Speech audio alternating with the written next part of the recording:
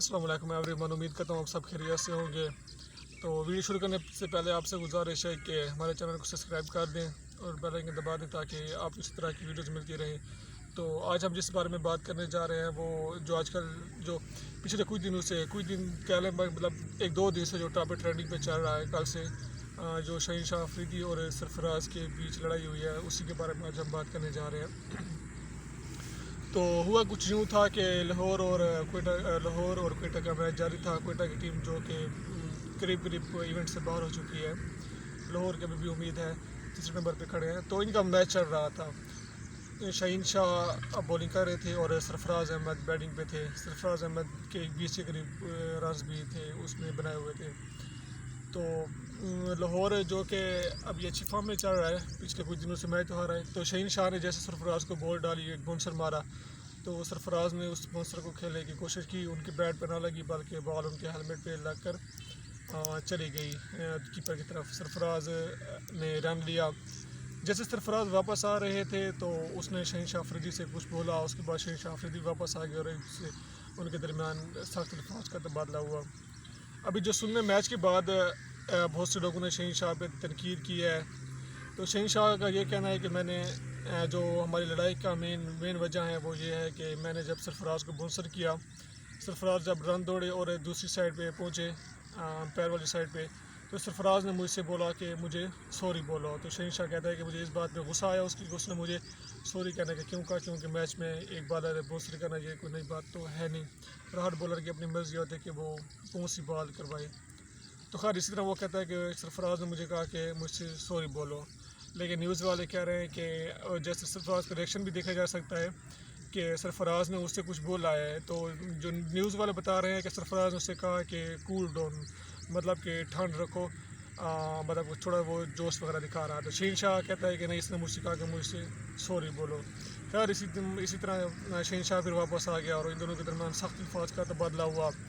बाकी सारी टीम बीच में आई। हफीज़ ने और उनके जो कप्तान है शेर खान, उन्होंने बीच बचा कराया। इनमें शाहीन शाह को उससे दूर ले गया और सरफराज को भी समझाया और शाहीन शाह को भी समझाया। एक तरफ तो ये इनकी लड़ाई होगी जो कि आजकल ट्रेंडिंग पे चल रही है। बहुत से लोग हैं जो कि सरफराज को बुरा करने वाले तो बहुत कम है, लेकिन शाहीन शाह पे लोग बहुत ज़्यादा तनकीद कर रहे हैं। और ये तनकीद किसी हद तक ठीक भी है, क्योंकि शाहीन शाह जब इंटरनेशनल क्रिकेट में इनकी एंट्री हुई थी तो उस टाइम सरफराज टीम के कैप्टन थे। तो अगर आप क्रिकेट के मैचेस देखने वाले हैं तो आपको पता होगा कि किस तरह सरफराज ने शाहीन शाह को सपोर्ट किया, किस तरह इनको हौसला दिया।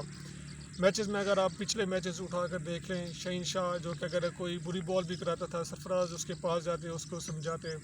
इसी तरह अगर शाहीन शाह को किसी मैच में रन्स पड़ रहे होते तो सरफराज से जाके हौसला देते। तो अगर हर किसी का अपना ओपिनियन होता है, लेकिन अगर वैसे देखा जाए तो सीनियर की इज़्ज़त करना हर किसी का फ़र्ज़ है। वो सरफराज एक सीनियर खिलाड़ी है। शाहीन शाह को अभी आए हुए कोई इतना ज़्यादा अर्सा नहीं हुआ। बॉलिंग गोया कि उनकी कुछ अच्छी है, लेकिन उनका ये नहीं है कि अपनी वो सीनियर की इज़्ज़त करना ही भूल जाए। जिस तरह उन्होंने एक मैच में शायद अफरीदी को आउट किया था, लेकिन उसमें उन्होंने कुछ कहना तो छोड़े, अब जो उनका एक स्टाइल है जो आउट करके मतलब करते हैं, तो वो भी ना किया।